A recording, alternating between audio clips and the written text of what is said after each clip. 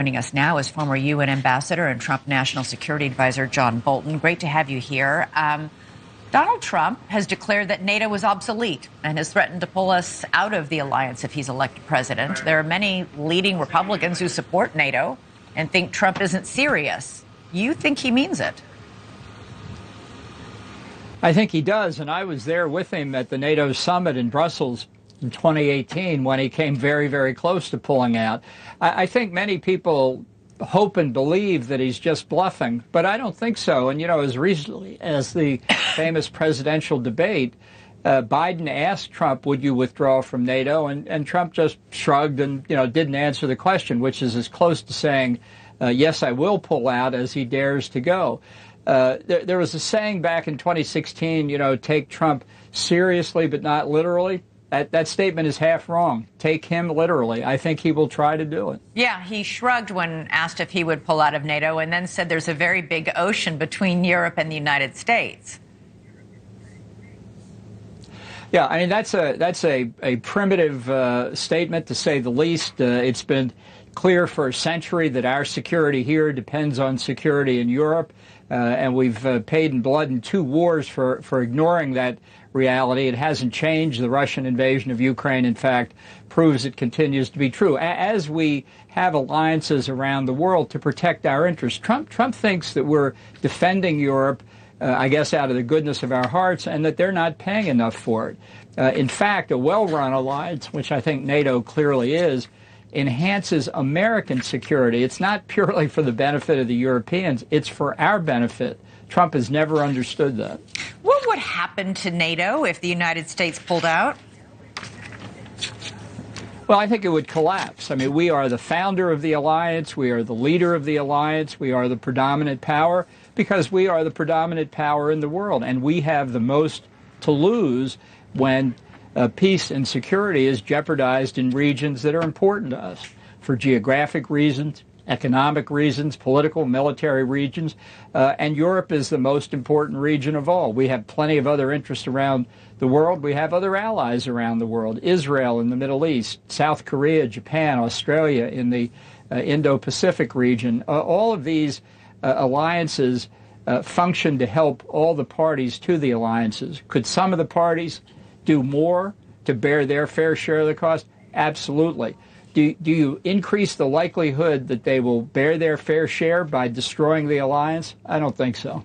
Congress did pass new restrictions that were designed to keep any president from unilaterally pulling out of NATO. You don't think that will stop him? You know, this is more fatuous action by Congress. The Supreme Court has never definitively ruled on the question, but there's no doubt in my mind that it's purely within the president's own power to decide to withdraw from a treaty, which is what withdrawing from NATO would be. And I think that legislation is almost certainly unconstitutional. The only time the court has considered the question was Goldwater against Carter, a case about derecognizing the Republic of Taiwan, and a plurality found it was non-justiciable, meaning it wasn't for the courts to decide. So I don't know how the court would come out, but the way Trump operates when he decides to do something and somebody says, well, my goodness, you can't do that as a matter of law, Trump will do it and say, sue me. So after 3 years of litigation, what's going to be left of NATO in any case? Trump also said at the debate that he would end the war in Ukraine before he even took office. Can you explain what does that even look like? Well, I don't know, and that doesn't bother me because I'm convinced Trump doesn't know either. This is one of those rhetorical statements. He's an expert at making them. They're neither provable or disprovable. If he tried to do it after he were elected and failed, he'd blame it on Biden. Or, I fear, he would blame it on Volodymyr Zelensky, the president of Ukraine. I think if Trump is elected, Putin has a lot of reason to celebrate, and Ukraine has a lot of reason to be very, very worried. Putin has moved aggressively in just the last 24 hours, bombing that children's hospital. And then today, he ordered the arrest of the widow of Alexei Navalny 5 months after Navalny died in a prison colony. She has accused Putin of murdering him. What is he up to, Ambassador? Well, I think Putin feels very secure in power. He may have been challenged some months ago before before eliminating the opponent, Prigozhin. But I think he's throwing his weight around. He's showing the Russian people that he's on top of his game.